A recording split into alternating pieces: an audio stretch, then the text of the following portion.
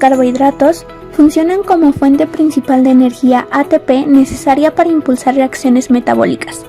Almacenan energía, glucógeno en animales y almidón en plantas. Reponen energía. La glucosa es el combustible metabólico más importante. Determinan antígenos, como en los grupos sanguíneos, previniendo enfermedades, y forman estructuras, las glucoproteínas, proteoglucanos y glucolípidos. Su estructura es una cadena de carbonos solubles que representan del 2 al 3% de la masa corporal en un adulto delgado. Además, suelen contener una molécula de agua por cada átomo de carbono. Se clasifican en monosacáridos, azúcares simples que contienen de 3 a 7 átomos de carbono. Disacáridos, azúcares simples que se forman a partir de la combinación de dos monosacáridos mediante síntesis por deshidratación. Y polisacáridos, que contienen decenas o cientos de monosacáridos unidos mediante síntesis de deshidratación, y algunos de ellos suelen ser insolubles en agua. Los monosacáridos se dividen en glucosa, principal azúcar en la sangre; fructosa, se encuentra en las frutas; galactosa, se encuentra en el azúcar de la leche; desoxirribosa en el DNA y ribosa en el RNA. Los disacáridos se dividen en sacarosa, azúcar de mesa; lactosa, azúcar de leche; y maltosa, azúcar de malta. Los polisacáridos se dividen en glucógeno, monómeros de glucosa unidos entre sí en cadenas ramificadas; almidón, formados por vegetales a partir de la glucosa, que son los principales carbohidratos en la dieta; y celulosa, formado por vegetales a partir de la glucosa. Los podemos encontrar en alimentos como el pan, los cereales, el arroz, galletas y pastas.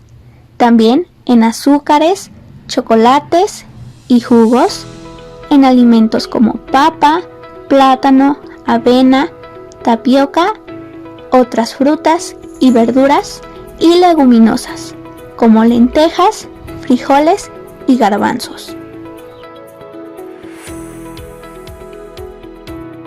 Los lípidos. Su unidad fundamental son los ácidos grasos, que están conformados por una cadena de carbonos y un ácido monocarboxílico. Se pueden dividir en ácidos grasos saturados y ácidos grasos insaturados.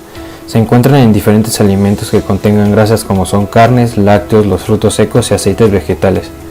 Sus funciones es que ayuda a la nutrición y fuentes de vitaminas liposolubles, regulan hormonas, almacenan energía, forman parte de la estructura y transporte a través de la membrana plasmática y ayudan de aislamiento térmico y amortiguador mecánico. Los lípidos se pueden clasificar en tres: lípidos simples, complejos y asociados. En los lípidos simples se encuentran los triglicéridos, que es una molécula de glicerol y 3 moléculas de ácidos grasos. Estos son los más abundantes en el cuerpo humano. En los lípidos complejos se encuentran los glicerofosfolípidos, que son una molécula de glicerol y 2 ácidos grasos con un alcohol y un fosfato. Dentro de los lípidos asociados se encuentran los esteroides, y el principal es el colesterol. A continuación, veremos la fuente alimenticia, la clasificación, el enlace y la unidad estructural de las proteínas. Los aminoácidos son la unidad estructural de las proteínas. Estos están conformados por un grupo carboxilo, un grupo amino y una cadena lateral unidos a un carbono central. Los aminoácidos se pueden clasificar de dos formas, según su polaridad, y como proteinogénico si es naturalmente un constituyente de proteínas, o como no proteinogénico si no las constituye. Para formar proteínas es necesario unir varios aminoácidos, y esto se consigue mediante un enlace peptídico, como podemos ver en este ejemplo. Esto se da por la unión del grupo carboxilo del primer aminoácido y el grupo amino del segundo, vía deshidratación. Por su estructura, las proteínas se pueden clasificar como primarias, que son aquellas que se componen de una cadena lineal de aminoácidos; secundarias, son estructuras plegadas debido a fuerzas intermoleculares que a su vez se subdividen en alfa hélice y beta laminar. Terciarias, el plegamiento de estas estructuras es tridimensional y se adiciona un nuevo tipo de enlace llamado puente disulfuro. Cuaternarias, se pueden resumir como la unión de varias proteínas terciarias. Por su forma, se clasifican en globulares. Las proteínas globulares son de forma esférica y consisten en largas cadenas con numerosas ramas y ramificaciones que las hacen excelentes como proteínas de transporte. Ejemplos de estas tenemos la hemoglobina y la insulina.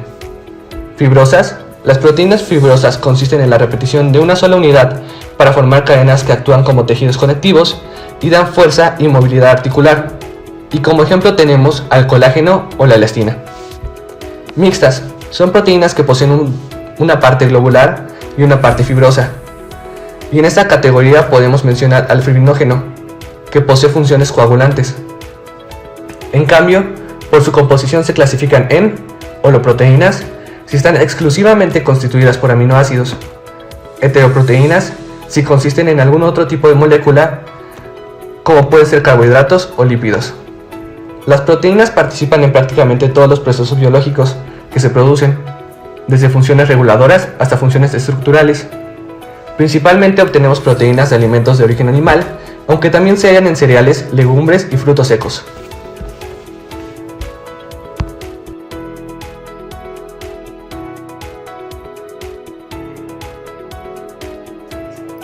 Los ácidos nucleicos son un tipo importante de macromoléculas presentes en todas las células y virus. Estas se forman de la unión de una base nitrogenada y una pentosa.